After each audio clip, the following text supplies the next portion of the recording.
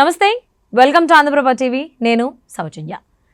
Janasena party spokesperson at the same time Tirupati incharge అయినటువంటి Kiran royal గారి పైన లక్ష్మి గారు పెట్టినటువంటి ఆరోపణలు ఏవైతే ఉన్నాయో అవన్నీ మనందరికీ తెలిసిందే.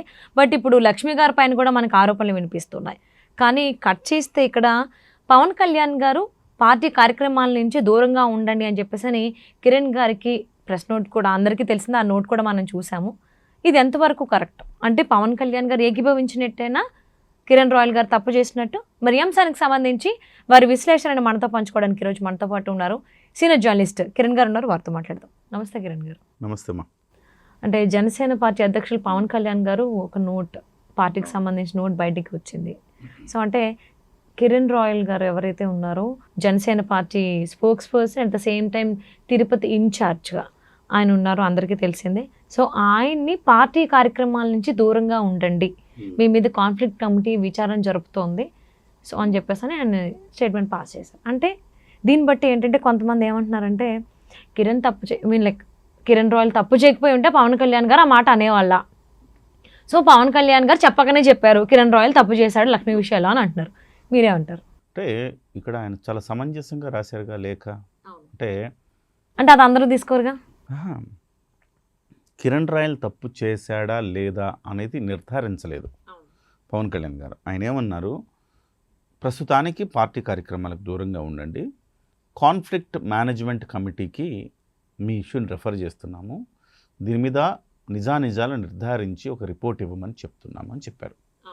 అంటే ఇప్పుడు కాన్ఫ్లిక్ట్ మేనేజ్మెంట్కి మాత్రమే పంపిస్తున్నారు, ఆలోపు తాత్కాలికంగా పార్టీ కార్యక్రమాలకు దూరంగా ఉండండి అని చెప్పారు.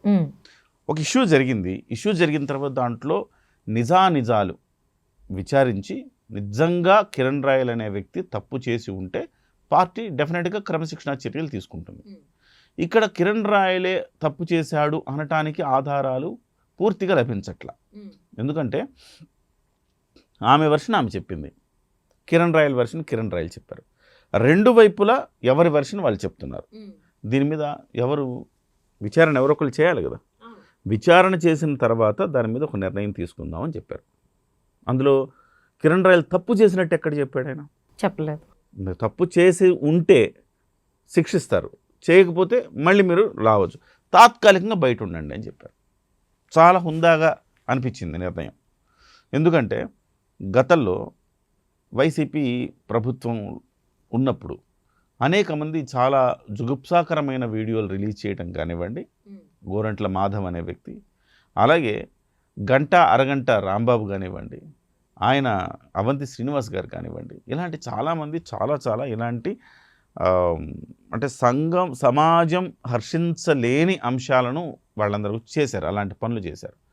కానీ ఏనాడు వైసీపీ వాళ్ళ మీద కనీసం తాత్కాలికంగానైనా దీని మీద వివరణ ఇవ్వండి అయినా కానీ షోకాజ్ నోటీసు కూడా వాళ్ళకి ఇవ్వలేదు. అసలు చర్యలు తీసుకున్నట్టు ఎక్కడ వినలేదు. పార్టీకి సంబంధించి కనీసం షోకాజ్ నోటీస్ అడగలేదు సౌజన్య గారు. అవును, షోకాజ్ ఎందుకు ఇలా చేశారని కూడా అడగలేదు. అలాంటప్పుడు పవన్ కళ్యాణ్ గారు ఇంతలా స్పందించడం అంటే కరెక్టే చేశారు కదా. అంటే కొంతమంది ఏమంటున్నారంటే నిజంగానే కిరణ్ రాయల్ అలా తప్పు చేయకపోయి ఉంటే లక్ష్మి గారి విషయంలో అసలు పవన్ కళ్యాణ్ గారు పార్టీ కార్యక్రమాలకు దూరంగా ఉండండి అనే మాట ఎందుకు అంటారు? ఆయన ఏకీభవించినట్టే చెప్పకనే చెప్పారు అని ఈ రకంగా వాళ్ళు మాట్లాడుతున్నారు. వాళ్ళకి పాజిటివ్గా తప్పు చేశారా లేదా అనేది ఇంకా జడ్జిమెంట్ మనం ఎవరం పాస్ చేయడానికి.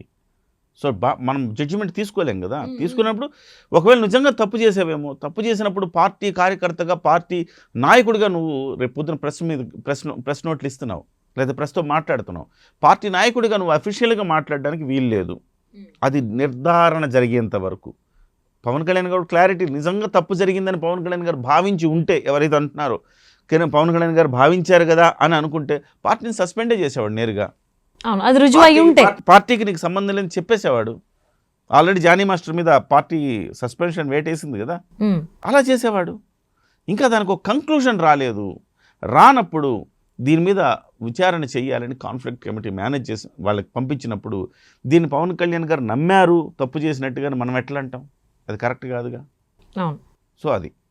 సో నేనేమంటున్నానంటే అందులో రెండు వైపులా ఉంది సౌజన్య గారు. చప్పట్లు మోగాలి అంటే రెండు చేతులు కలవాలి.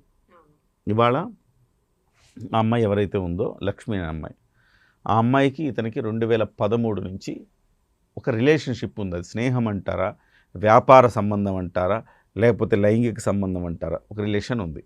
అది అది వాళ్ళ మాటలను బట్టి ఎస్టాబ్లిష్ అవుతుంది. అక్కడ వరకు వాస్తవం. అయితే అందులో ఆ అమ్మాయి చేసిన ఆరోపణలకు కౌంటర్గా ఇతను చాలా అంశాలను తెర మీద తీసుకొచ్చాడు. నాకు కిరణ్ రాయలకు ఆర్థిక లావాదేవీలకు చెల్లు చీటి, ఇక నుంచి ఆయనకి నాకు ఎలాంటి ఆర్థిక లావాదేవీల సంబంధం లేదని చెప్పి ఆమె చెప్పిన వీడియోనే ఇతను కూడా చూపించాడు. తర్వాత ఆమె ఏంటి, ఇప్పుడు మళ్ళీ 1,20,00,000 నాకు ఇవ్వాలి అంటుంది. అంటే ఇప్పుడు ఆమె వైసీపీ ప్రలోభాలకు లొంగి కావాలని ఆరోపణలు చేస్తున్నట్టుగా ఎందుకు భావించకూడదు? కిరణ్ రాయల్ అనే వ్యక్తి ఉతికారేస్తున్నాడు అక్కడ వైసీపీని. రోజా అనండి, లేకపోతే జగన్మోహన్ రెడ్డి అనండి, ఒక రకంగా వాళ్ళని ఒక ఆట ఆడుకుంటున్నాడు జనసేన తరపున. అలాంటప్పుడు అతన్ని దెబ్బతీయాలని వైసీపీ ఒక కుట్ర కోణంలో ఈ రకమైన పని చేసి ఉండొచ్చు కదా అనేది ఆయన ఆరోపణ. దాన్ని కూడా మనం కొట్టిపారేయలేం కదా. సో ఇవాళ తాజాగా చూస్తే కనుక ఆమె అరెస్ట్ కూడా చేశారు. నిన్న ఆయన ఏమంటున్నాడు, 3 రకాలు. ఆమెమి లక్ష్మి అని ఆమె అమాయక మహిళ కాదు, ఆమెకు అనేక నేరాలతో సంబంధం ఉంది. ఆల్రెడీ ఆమె మీద ఒక 2-3 కేసులు కూడా ఉన్నాయన్నట్టుగా కూడా వార్తలు బయటకు వస్తున్నాయి. అదే ఆయన చెప్పింది. జైపూర్లో ఒక చీటింగ్ కేసు జైపూర్లో ఉంది, విశాఖపట్నంలో ఒక బెట్టింగ్ కేసు ఉంది, అలాగే కర్ణాటకలో మరొక కేసు ఉంది. సో ఇన్ని కేసుల మధ్య ఉన్నారు. జైపూర్ పోలీసులు తిరుగుతూ ఉన్నారు ఆమె కోసం. రేపు ఎల్లుండి అరెస్ట్ చేయొచ్చు అన్నారు. నిజంగానే ఇవాళ జైపూర్ పోలీసులు అరెస్ట్ చేశారు. సో ఆ సచ్చీలత ఆమె దగ్గర ఏం కనపడలేదు కదా. కనపడనప్పుడు పవన్ కళ్యాణ్ గారైనా ఇంతకంటే ఎక్కువగా ఎలా రియాక్ట్ అవ్వగలుగుతారు? ఆమె సచ్చీలమైన మహిళ, ఆమె అమాయకురాలు, ఆమెను నమ్మించి లోబరుచుకుని మోసం చేశాడు. ఇలాంటివి ఏమైనా ఉంటే అది ఓకే. ఇద్దరు మనుషులు మ్యూచువల్గా ఒకళ్ళకొకళ్ళు ఇష్టమై కావాలని ఇద్దరు కలిశారు అనుకుందాం ఉదాహరణ. దాంట్లో నేరం చేసినట్టు ఎట్లయితుంది?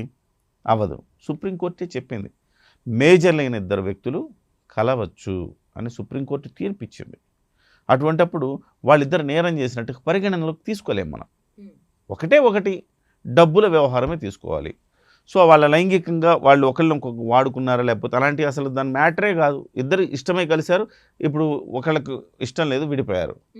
కానీ అక్కడ ప్రధానంగా మనం చూడాల్సింది 1,20,00,000. 1,20,00,000కి ఆమె ఆల్రెడీ వీడియో ఉంది, నేను డబ్బులన్నీ కూడా ఆయనకి నాకు సెటిల్ అయిపోయిందని. సో అది కూడా ఇష్యూ లేదు. ఇంకేంటి ఇష్యూ అక్కడ?